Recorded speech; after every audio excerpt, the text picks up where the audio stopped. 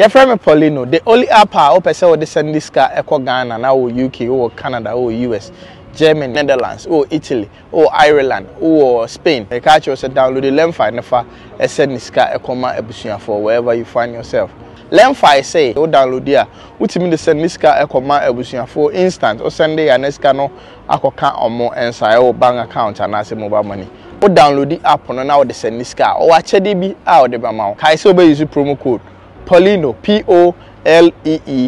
abra obebisa say referral code no say we use we are na say o send this car £50 ekwa omo ebecha £10 so na US and Canada so now send about $100 obecha $20 Europe countries to say Germany, Netherlands, Spain, Italy and they can ho na and also send €50 Lemfi say obecha €15 cashback pay now per day o send this to Lemfi say yente bank and as mobile money so Lemfi is secure and reliable rate no so check all the other apps I download your Play Store and iOS Lemfi umpewe na opede download the Lemfi na kai say Paulino me na me ka shiro